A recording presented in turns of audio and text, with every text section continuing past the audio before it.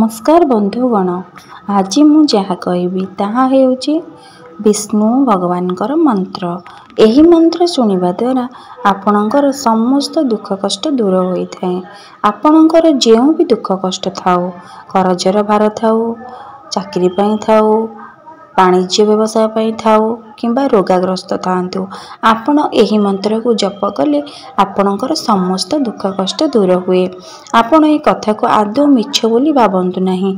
आपण श्रद्धा और भक्ति और विश्वासर सहित एही मंत्र को जप करंतु, देखिबे निश्चिंत सबु कष्ट आपणकर निवारण होई जिवो। आपण खाली भगवान को ऊपर श्रद्धा और विश्वास रहिबा दरकार। विश्वास मूले ही भगवान।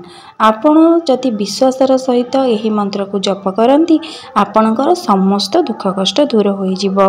आपण एही मंत्र को 108 थर निश्चिंत जप करंतु। वीडियो टिके स्किप न करी एही मंत्र को सुनंतु, देखिबे आपणकर समस्त दुख कष्ट दूर हेबो।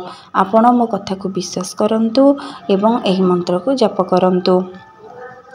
जदि आपण मो कथा को विश्वास करिवे नहीं, ताहाले आपण एही कथा को विश्वास न कले आपण एतिरु केमिति कष्ट निवारण पाई परिबे।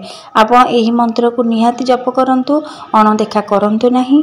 एही मंत्र को जप करी निजर कष्ट दूर करंतु। आसंतु जानिबा से मंत्रटी कौन। जदि मोर कहिबारे किछि भूल त्रुटि रही जाउ थाए, ताहाले दया करी मते क्षमा करि देबे।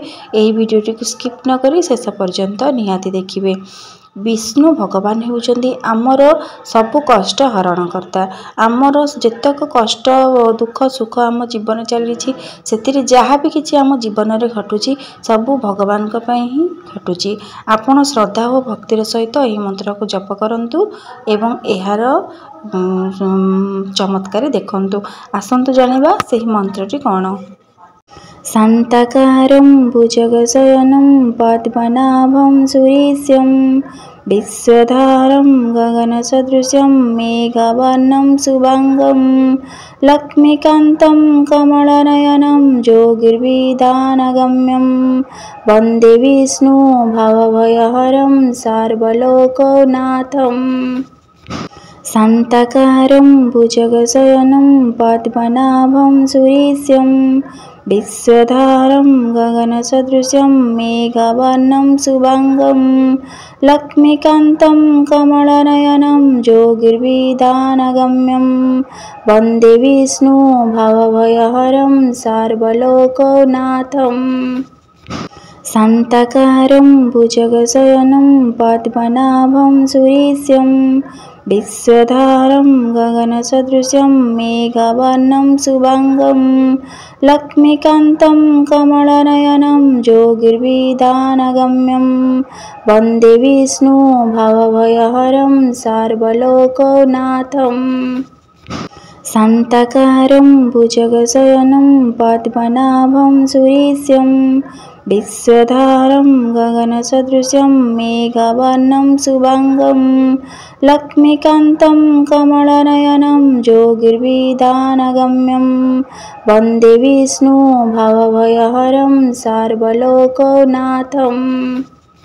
शान्ताकारं भुजगशयनं पद्मनाभं सुरेशं विश्वधारं गगनसदृशं मेघवर्णं शुभांगं लक्ष्मीकान्तं कमलनयनं योगिर्विधानगम्यं वन्दे विष्णु भवभयहरं सर्वलोकनाथम्।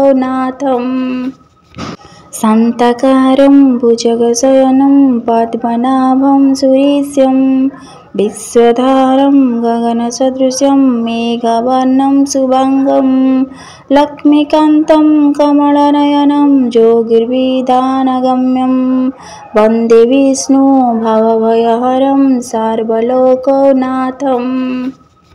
शान्ताकारं भुजगशयनं पद्मनाभं सुरेशं विश्वधारं गगनसदृशं मेघवर्णं शुभांगं लक्ष्मीकान्तं कमलनयनं योगिर्विधानगम्यं वन्दे विष्णु भवभयहरं सर्वलोकनाथम्।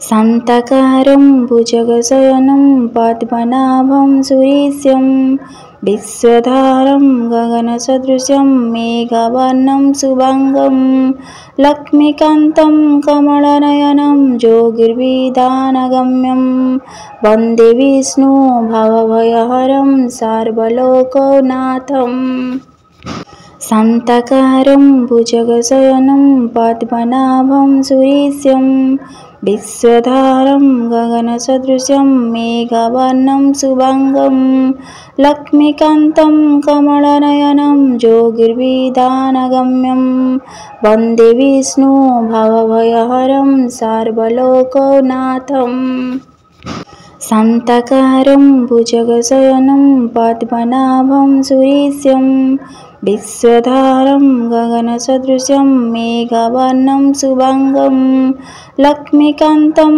कमलनयनं योगिर्विधानगम्यं वन्दे विष्णु भवभयहरं सर्वलोकनाथम् शान्ताकारं भुजगशयनं पद्मनाभं सुरेशं विश्वधारं गगनसदृशं मेघवर्णं शुभांगं लक्ष्मीकान्तं कमलनयनं योगिर्विधानगम्यं वन्दे विष्णु भवभयहरं सर्वलोकनाथम् शान्ताकारं भुजगशयनं पद्मनाभं सुरेशं विश्वधारं गगनसदृशं मेघवर्णं शुभांगं लक्ष्मीकान्तं कमलनयनं योगिर्विधानगम्यं वन्दे विष्णु भवभयहरं सर्वलोकनाथम् शान्ताकारं भुजगशयनं पद्मनाभं सुरेशं विश्वधारं गगनसदृशं मेघवर्णं शुभांगं